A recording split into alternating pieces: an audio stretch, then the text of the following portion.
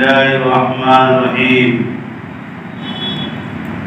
قل إن كنتم تحبون الله فاتبعوني يحببكم الله ويغفر لكم ذنوبكم والله غفور رحيم صدق الله العلي العظيم وقال النبي صلى الله عليه وسلم الحسن والحسين سيدا شباب أهل الجنة او كما قال علیہ الصلوۃ والسلام۔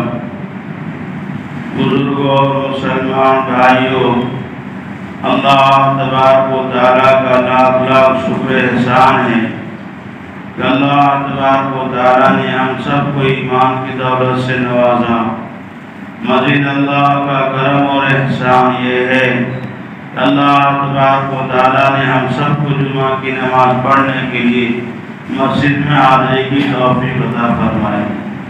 مسلمان بھائیوں، جیسا کہ آپ حضرات کے علم میں ہیں، پچھلا جمعہ جو گزرا وہ عاشورہ کا تاریخ تھی، یعنی محرم کی 9ویں تاریخ تھی۔ اس کے بعد عاشورہ کی تاریخ تھی، جس کی حقیقت، جس کی اصلیت آپ کے سامنے بیان کی گئی کہ محرم کی 10ویں تاریخ کو ایمان والوں کو، مسلمانوں کو اصل کیا کرنا چاہیے اور ہم لوگ کیا کر رہے ہیں۔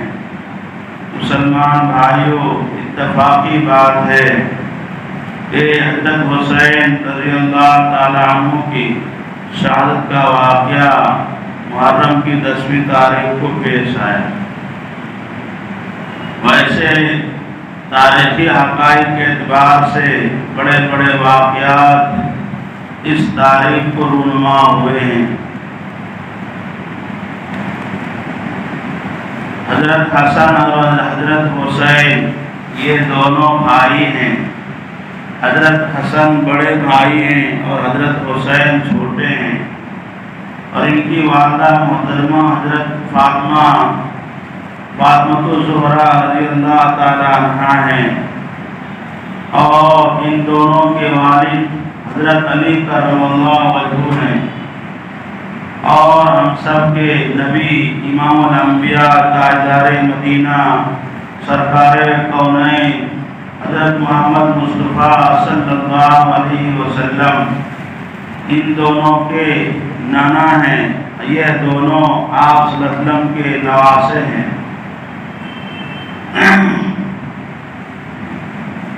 حضور اکرم صلی اللہ علیہ وسلم کی اللہ تعالیٰ نے 4 بیٹیاں عطا کی تھی، اور 2 اور بعض روایت کے مطابق 3 لڑکے آپ کو عطا کیے گئے تھے۔ لڑکے بچپنے میں، اور ایک حضرت قاسم تقریباً 12-14 سال کی عمر میں وفات پا گئے تھے۔ آپ کی جو سلبی اولاد صرف آپ کی لڑکیاں ہی لڑکیاں تھیں۔ سب سے چھوٹی لڑکی حضرت فاطمہ آپ کی ہے۔ حضرت فاطمہ سب سے چھوٹی لڑکی ہے، اور آپ حضرات کو معلوم ہے کہ اولاد میں جو سب سے چھوٹی ہو اس سے بہت زیادہ محبت ہوتی ہے ماں باپ کو، اور بیٹیوں سے باپ کو زیادہ محبت ہوتی ہے۔ حدیث کی کتاب کے اندر ہے کہ حضور اکرم صلی اللہ علیہ وسلم جب گھر سے سفر کے لیے نکلتے تھے تو سب سے آخر میں آپ حضرت فاطمہ سے ملتے تھے۔ سب سے ملنے کے بعد سب سے آخر میں فاطمہ سے آپ ملا کرتے تھے، اور رخصت ہونے سے پہلے آپ بہت دیر تک فاطمہ سے آپ بات کرتے تھے۔ پھر آپ سفر کے لیے روانہ ہوتے تھے۔ جب سفر سے آپ واپس لوٹتے تھے، جنگ سے آپ واپس لوٹتے تھے، تو سب سے پہلے آپ ملاقات حضرت فاطمہ سے کرتے تھے۔ یہ آپ صلی اللہ علیہ وسلم کا فاطمہ سے دلی لگاؤ کا یہ نشانی ہے، محبت کی نشانی ہے۔ بہت زیادہ آپ حضرت فاطمہ سے محبت کرتے ہیں۔ آپ نے جب حضرت فاطمہ نکاح کے لائق ہوئی تو حضرت ابوبکر صدیق کی طرف سے نکاح کا پیغام آیا، حضرت عمر فاروق کی طرف سے نکاح کا پیغام آیا، حضرت عثمان غنی کی طرف سے نکاح کا پیغام آیا، اور مکہ کے اور بھی بڑے بڑے لوگوں کی طرف سے نکاح کا پیغام آیا، مدینے کے اندر بڑے بڑے لوگوں کی طرف سے نکاح کا پیغام آیا۔ آپ نے کوئی جواب نہیں دیا۔ لوگوں نے کہا ہے حضرت علی سے کہ جاؤ تم مانگو، ہو سکتا ہے تم کو دے دے۔ کہا بھائی جب بڑے بڑے لوگوں کو نہیں دیے گئے تو مجھے کہاں سے دیں گے؟ نہیں جاؤ، ہو سکتا ہے فاطمہ کا نکاح تم سے ہو جائے۔ حضرت علی دربار رسالت میں پہنچے، حضور اکرم صلی اللہ علیہ وسلم سمجھ گئے کس ارادے سے آئے ہیں۔ چونکہ بچپنے میں لڑکوں میں سب سے پہلے ایمان قبول کرنے والے حضرت علی ہیں، بچوں میں نابالغ بچوں میں جنہوں نے سب سے پہلے اسلام قبول کیا ہے وہ حضرت علی ہے۔ حضرت علی نے اول زمانے کے اندر مکہ کے اندر ایمان قبول کیے تھے اور آپ کے پرورش میں رہے۔ حضرت ابو طالب کے لڑکے ہیں لیکن آپ کے پرورش میں رہے اور آپ کے ساتھ ہمدن آپ کے ساتھ رہتے تھے۔ آپ دیکھیے ایسی پرورش ہوئی تھی۔ جب ہجرت کا موقع آیا اور اللہ کے رسول کو ہجرت کا حکم ہوا کہ اب آپ مکہ چھوڑ دیں گے اور مدینہ کے لیے ہجرت کریں گے، آپ کے پاس بہت سارے مکہ والوں کی امانتیں، روپیے پیسے تھے آپ کے پاس۔ رخصت ہونے سے پہلے حضرت علی کو آپ نے امیر بنایا، ان کے سامنے لوگوں کی امانتیں رکھی اور یہ کہا گیا کہ علی آج میرے بستر پر تم سونا اور صبح میں تم جو ہے لوگوں کی امانتیں دے دینا، واپس کر دینا۔ اس کے بعد میرے طرف سے اطلاع کا انتظار کرنا، جب تمہیں اطلاع ملے گی تم بھی ہجرت کر کے میرے پاس آ جاؤ۔ ہجرت مکہ والوں کی طرف سے اعلان ہو گیا تھا کہ آج کی رات محمد کے لیے آخری رات ہے۔ سب لوگوں نے متفقہ طور پر اعلان کیا تھا حملہ کرنے کا۔ حضرت علی کو حکم ہوا کہ آج بستر پر آپ سوئیں گے۔ سوچئے کہ جب حملہ ہونے والا ہے سرکار مدینہ صلی اللہ علیہ وسلم کی ذات پر، ان کے بستر پر، اس جگہ پر حضرت علی کو سلا ہے۔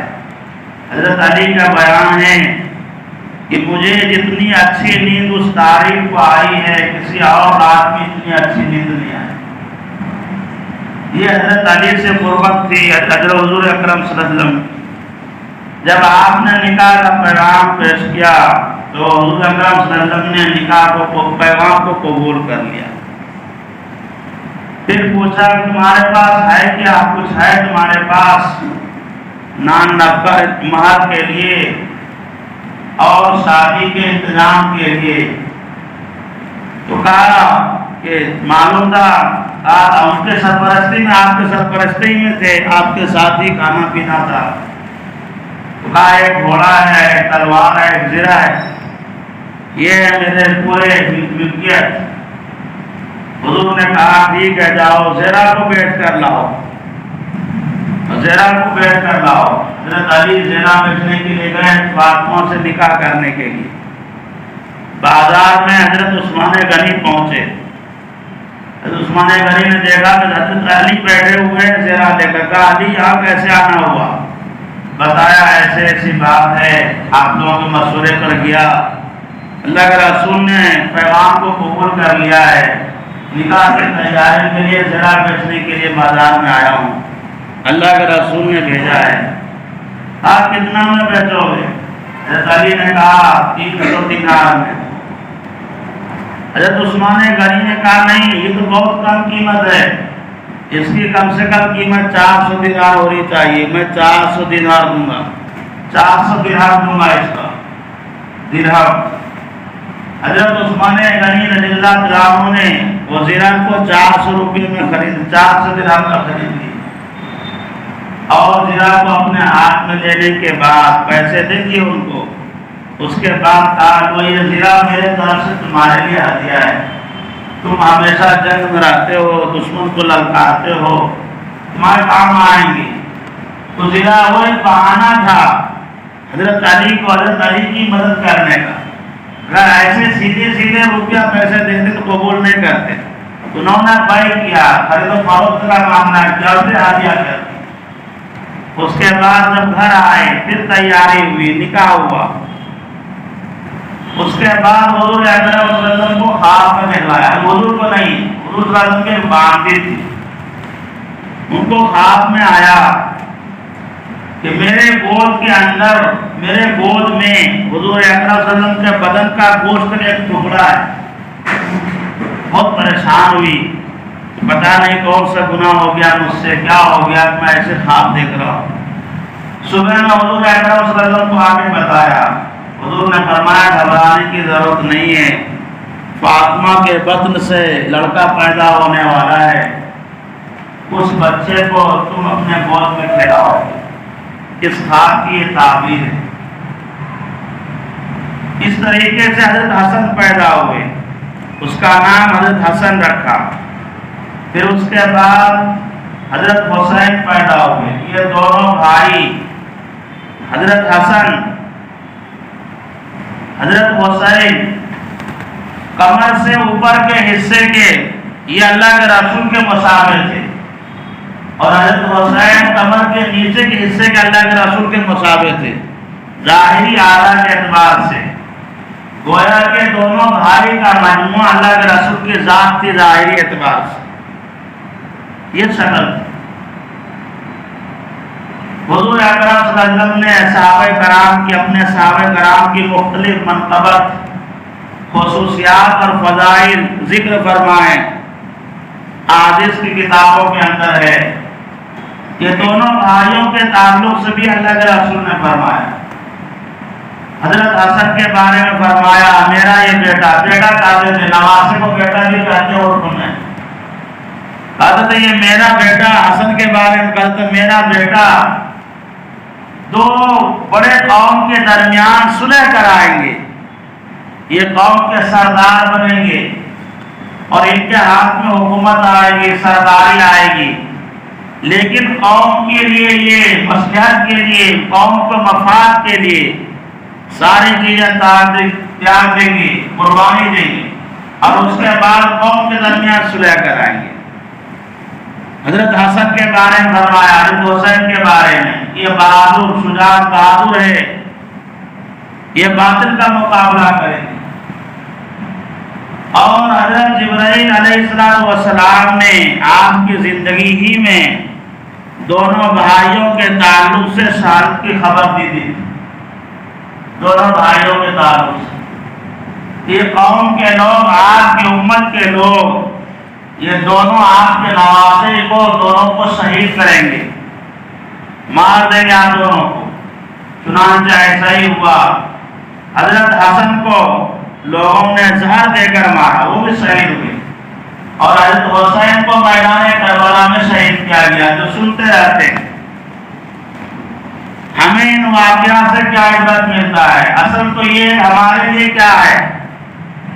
دیکھیے، حضرت عثمان غنی رضی اللہ عنہ کی شہادت کے بعد امت اتحادی طور پر دو گروہ میں تقسیم ہو گئے تھے، اور آپس کے اندر دو بڑی بڑی جنگیں ہوئی، اور جنگ میں صحابہ کرام تھے، صحابہ کرام کی اولاد تھے۔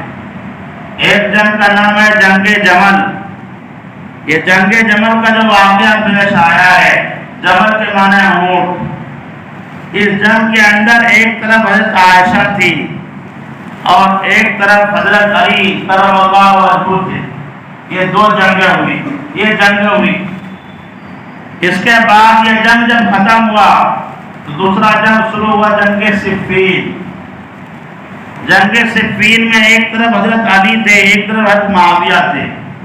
اب یہ جنگ کیوں ہوئی، کیسے آمنے سامنے آئے، ایک مستقل تاریخی ابواب ہے اور یہ تفصیل طرف ہے، لیکن یہ دو بڑی جنگیں ہوئی۔ آپ اندازہ کریں کہ تاریخ کی کتابوں کے اندر لکھا ہے کہ دونوں جنگوں میں تقریباً دونوں طرف سے 30 سے 40 ہزار شہید ہوئے، ایک دو نہیں، یہ دو بڑی بڑی جنگیں ہوئی تھی، دو بڑی جنگیں ہوئی۔ حضرت علی کا شہادت کا واقعہ پیش آنے کے بعد امت نے متفقہ طور پر حضرت حسن کو اپنا خلیفہ بنایا۔ ان کی خلافت پر کسی کو اعتراض نہیں تھا، لیکن دیکھیں بھائی اس سے پہلے تو بڑی جنگیں ہو چکی ہے، اور اگر میں اقتدار پر رہوں گا، حکومت پہ رہوں گا، تو ہو سکتا ہے آگے بھی کسی قسم کے حادثات پیش نہ جائے، واقعات پیش نہ آ جائے۔ اس لیے حضرت حسن خود سے چل کر حضرت معاویہ کے پاس آئے، حضرت امیر معاویہ کے پاس، اور ان کے ہاتھ پر آپ نے بیعت کی، شرائط رکھا ان کے سامنے، اور شرائط رکھنے کے بعد حضرت حسن نے ان کے ہاتھ پر بیعت کی اور کہا نہیں، میری جگہ پر آپ مومنین رہیں گے، آپ خلیفہ رہیں گے۔ بس اتنی بات ہے جو ہماری شرائط ہے، اس شرائط کے مطابق آپ حکومت کریں۔ آپ اندازہ کریں مسلمان بھائیوں، آج چھوٹی چھوٹی کرسی کے لیے، اقتدار کے لیے کیسے کیسے لڑائی کرتے ہیں۔ حضرت حسن کو مان لیے تھے لوگوں نے، اپنا امیر مان لیے تھے، امیر مومنین بن چکے تھے، لیکن امت کے خاطر، مسلمانوں کے خاطر، آگے خون خرابہ نہ ہو، حضرت حسن نے یہ قربانی پیش کی۔ اس کے بعد امیر معاویہ کے بعد ان کے صاحبزادے یزید کو خلیفہ بنایا گیا، پھر اختلاف رونما ہوا، اور اس اختلاف کے رونما ہونے پر میدان کربلا کا واقعہ پیش آیا۔ حضرت حسین رضی اللہ تعالیٰ عنہ نے اپنی شہادت پیش کی، اور صرف اپنی ہی نہیں، اپنے گھرانے کے تقریباً 70 سے 72 افراد کی قربانیاں پیش کی۔ حضرت حسین رضی اللہ تعالیٰ عنہ تاریخی حقائق کے اعتبار سے پتہ چلتا ہے کہ وہ بھی اقتدار نہیں چاہتے تھے، وہ یہ چاہتے تھے کہ یہ منصب، یہ عہدہ حقدار کے پاس جائے، امیر المومنین حقدار بنے، اور میرے جی رہتے ہوئے اگر یہ کام ہو گیا تو آگے آنے والی نسلوں کے لیے، قیامت تک کے لیے لوگوں کے لیے حجت بن جائیں گے کہ اچھے لوگ رہتے ہوئے برے لوگ بھی اقتدار پر آ سکتا ہے، ذمہ دار بن سکتا ہے، اور یہ متفقہ طور پر یہ مسئلہ بن جائے گا۔ اس لیے حسین نے، حضرت حسین نے آواز بلند کی، اور آخری تک لڑتے رہے یہاں تک کہ جان دے دی۔ حضرت حسین نے میدان کربلا میں جو عبید اللہ بن زیاد سے خط و کتابت کیے ہیں، انہوں نے آخر میں 4 شرطیں رکھی تھی۔ اس سے پتہ چلتا ہے کہ حضرت حسین کو اقتدار نہیں چاہیے تھی۔ کیا 4 شرطیں تھی؟ ایک شرط تو یہ تھا، میں جہاں سے آیا ہوں مجھے وہاں واپس جانے دو۔ یہ مکہ سے سفر کر کے کوفہ کے لیے روانہ ہوئے تھے، کہا میں مکہ میں رہوں گا، وہیں پر خانہ کعبہ میں بیٹھ کر اپنا اللہ کی بات کر کے اپنی زندگی گزار لوں گا، مجھے حکومت نہیں چاہیے۔ تمہارے بلانے پر آیا ہوں، تم آج میرے خون کے پیاسے ہو گئے ہو، میں جہاں سے آیا ہوں مجھے وہاں جانے دو۔ دوسری صورت یہ ہے کہ مجھے کسی سرحد پر بارڈر میں جانے دو جہاں پر کفار سے جہاد ہو رہی، میں مسلم مجاہدین کے ساتھ، مسلمانوں کے ساتھ مل کر میں وہاں پر ان کے ساتھ مل کر شہید ہو جاؤں گا، مجھے نہیں چاہیے دنیا داری۔ اور تیسری شرط یہ ہے، یا تو مجھے یزید کے پاس لے کر چلو، جس طریقے سے میرے بھائی نے، حضرت حسن نے ان کے ابا امیر معاویہ سے مل کر معاہدہ کر کے ان کے سپرد کر دیے تھے، میں بھی اطمینان حجت کے لیے میں ان کے سامنے دین کی بات، شریعت کی بات رکھ کر ان سے میں معاہدہ کر لوں گا، اور میں جو ہوگا میری مرضی میں ان سے معاہدہ کر کے میں ان سے فیصلہ کر لوں گا۔ مجھے ان کے پاس لے کر چلو۔ یہ 3 باتیں تھی، 4 نہیں 3 تھی۔ ایک بھی نہیں مانے عبید اللہ بن زیاد نے، کہا نہیں، ان میں سے کوئی قبول نہیں ہے۔ ایک شرط ہے کہ آپ کو یزید کو خلیفہ ماننا پڑے گا، اور یزید سے پہلے مجھے آپ میرے ہاتھ پر فیصلہ جو ہے بیعت کریں گے، کیونکہ آپ کوفہ کے حدود میں داخل ہو چکے ہیں، کوفہ کا گورنر میں ہوں، اس لیے میرے ہاتھ پر بیعت کرنی پڑے گی۔ نہیں بیعت کیے، اپنے آپ کو گوا دیے۔ یہ کیا سبق ملتا ہے ہم لوگوں کو؟ دونوں بھائیوں کی قربانی سے امت کے لیے سبق ہے کہ جہاں امت کے مفاد کی بات آئے اور اپنے آپ کو قربان کرنے کی، اپنے عہدہ چھوڑنے کی بات آئے، عہدہ چھوڑ دے، امت کے درمیان اختلاف، انتشار، لڑائی جھگڑے پیدا نہ کرے۔